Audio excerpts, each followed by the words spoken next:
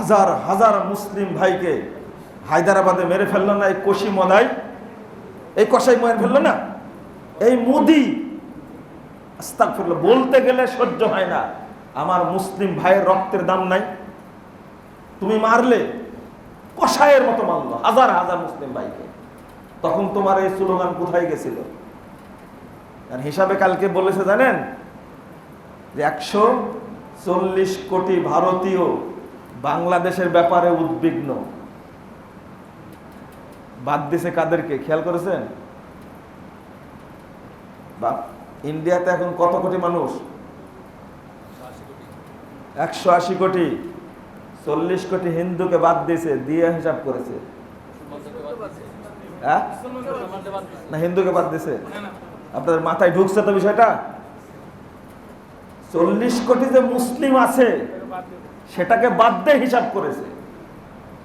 এই প্রথম সরকার গঠন করলো এই কসাই, যেখানে মন্ত্রী পরিষদে কোনো মুসলমান নাই। আপনারা বুঝেন না? তাহলে সংখ্যালঘুদের উপরে অত্যাচার করছে বাংলাদেশ না ভারত? বর্তমানে সংখ্যালঘুদের প্রতি অত্যাচার চলছে, এই বিষয়ে আপনি কিছু বললেন না কেন? আসলে অনেক বিষয় আছে, প্রতি খুতবায় তো বলা যায় না, অনেক প্রসঙ্গ বলতে হয়, তো বলতে ছুটে গেছে। সংখ্যালঘুদের উপরে আপনারা সংখ্যালঘু বলছেন কেন, এইটাও কিন্তু আমি পছন্দ করি না। এটা বলাটাকে আমি খারাপ মনে করি। প্রথমত তারা বাংলাদেশি, তো আপনারা বলবেন তো আমাদেরও সংখ্যালঘু বলেন, কারণ আহলে হাদিসরা তো অল্প, তাই আমরাও সংখ্যালঘু। আমাদের তো আপনারা বাংলাদেশি মনে করেন না, তাই না? এই জন্য তো আমাদের উপর অত্যাচার করা হয়। আমাদের কোনো বন্ধু নাই, বললাম না? কি একটা মুসিবত। প্রথমত বলবো সংখ্যালঘু না, তারা বাংলাদেশি। তবে কিছু কিছু রিপোর্ট যেটা পাচ্ছি এটা খুব খারাপ। সংখ্যালঘু বলতে আপনারা যাদেরকে বুঝেন হিন্দু কমিউনিটি, আমার গ্রামের পাশেই হিন্দুদের এলাকা ছিল, অনেকে চলে গেছে ইন্ডিয়াতে, এখন অনেকে আছে, কিন্তু তাদের প্রতি আলহামদুলিল্লাহ কেউ কোনো কথাই বলে না। কিছু কিছু জায়গায় যারা এগুলো করছে তারা যদি আসলেই এই হিন্দু ভাইদের প্রতি অত্যাচার করে থাকে তাহলে অন্যায় করছে, এদেরকে বিচারের আওতায় নিয়ে আসা উচিত। 2 নম্বর বিষয় হলো বাড়ি পুড়ে নি, অথচ এসে বলে দিচ্ছে আমার ঘর পুড়িয়ে দিছে। মিডিয়ায় আপনারা দেখছেন না এগুলো?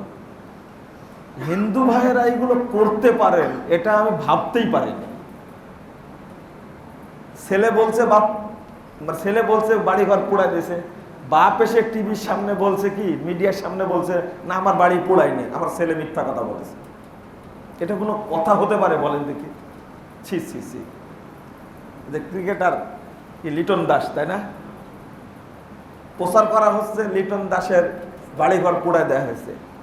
লিটন আবার কি বলছে না আমি হেফাজতে আছি, আমার উপরে আক্রমণ হয়নি। এটা একটা লজ্জার ব্যাপার একটা। আর এই অপতথ্যগুলো এই কলকাতা ইন্ডিয়ার চ্যানেলগুলো এত নোংরা ভাবে প্রচার করছে। তোমরা তখন কোথায় গেছিলে? বাবরি মসজিদ ভেঙে রাম মন্দির তৈরি করলো, তোমাদের লজ্জা ছিল না? বাংলাদেশে কোনো জায়গায় মন্দির ভেঙে কোথাও মসজিদ হয়নি, কোনো রেকর্ড নেই। অতএব সংখ্যালঘু ধোঁয়া তুলে আপনি পরিবেশ নষ্ট করবেন, এই ফালতু নোংরামি, এই তথ্য সন্ত্রাস বাদ দেন। আশ্চর্য দেশ আমাদের, আর তথ্য মিথ্যাভাবে উপস্থাপন করে বিশ্বের কাছে এই রাষ্ট্রটাকে অস্থির রাষ্ট্র প্রমাণ করার চেষ্টা করছে। হাজার হাজার মুসলিম ভাইকে হায়দ্রাবাদে মেরে ফেললো না এই কোশি মদাই, এই কসাই মেরে ফেললো না এই মোদি। আস্তাগফিরুল্লাহ বলতে গেলে সহ্য হয় না। আমার মুসলিম ভাইয়ের রক্তের দাম নাই? তুমি মারলে, কষায়ের মতো মারলো হাজার হাজার মুসলিম ভাইকে, তখন তোমার এই স্লোগান কোথায় গেছিল? আর হিসাবে কালকে বলেছে জানেন যে 140 কোটি ভারতীয় বাংলাদেশের ব্যাপারে উদ্বিগ্ন। বাদ দিছে কাদেরকে খেয়াল করেছেন? বা ইন্ডিয়াতে এখন কত কোটি মানুষ? 180 কোটি। 40 কোটি হিন্দুকে বাদ দিয়েছে, দিয়ে হিসাব করেছে। হ্যাঁ না, হিন্দুকে বাদ দিছে। আপনাদের মাথায় ঢুকছে তো বিষয়টা? 40 কোটি যে মুসলিম আছে সেটাকে বাদ দিয়ে হিসাব করেছে।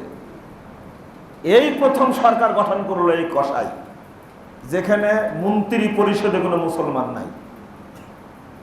আপনারা বুঝেন না? তাহলে সংখ্যালঘুদের উপরে অত্যাচার করছে বাংলাদেশ না ভারত? আসলে নির্লজ্জ এরা, লজ্জাহীন। আমরা কখনো চাই না যে আমাদের দেশে যারা বাংলাদেশি তাদের উপরে কেউ অত্যাচার করুক। যদি এই হত্যা বাংলাদেশে হতো তাহলে মোদি ওখানে বসে থাকতো? বাবরি মসজিদ যেভাবে ভেঙ্গে দেয়, রাম মন্দির তৈরি করলো, বাংলাদেশে এই ঘটনা ঘটলে মোদি কি করত? অথচ বাংলাদেশে কোন হিন্দুর উপরে এই রাম মন্দির তৈরি করার কারণে অত্যাচার হয়েছে বাংলাদেশে? কোথাও হয়নি। এটা আসলে নির্লজ্জ হিসাবে যেটা করে, এটা কি বলবেন আপনি? এইগুলো নিয়ে আপনারা মিথ্যা বলতে বলতে যেহেতু অভ্যাস হয়ে গেছে, তো গণতন্ত্রের কুফল, গণতন্ত্রের কুফল হলো মিথ্যাচার, আয়না ঘর, বুঝলেন না কথা? তারপরে কি গুম খুন, এইগুলো গণতন্ত্রের ফজিলত। হ্যাঁ, আল্লাহ যেন আমাদেরকে হেফাজত করেন। এই যে বললেন না, একজন বৃদ্ধা মহিলা, সাবেক প্রধানমন্ত্রী, খালি বাড়ায় 6 মাস করে বিদেশে চিকিৎসা নিতে যাবে, সেটা চিকিৎসা করতে দেয় না। এটা হলো ফজিলত, গণতন্ত্রের ফজিলত। এটা এই ফাজাইলগুলো আপনারা আলোচনা করবেন মাঝে মাঝে।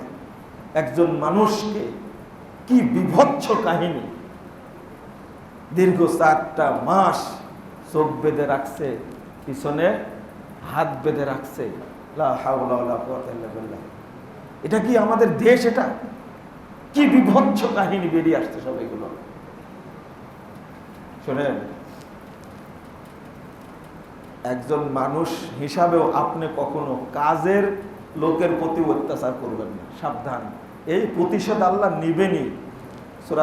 সূরা কাহাফের মধ্যে এসেছে, আল্লাহ বলছেন ওর 2বার শাস্তি হবে, একবার দুনিয়াতে আর একবার কি পরকালে। অতএব সাবধান। আল্লাহ যেন আমাদের বোঝার তৌফিক দান করেন।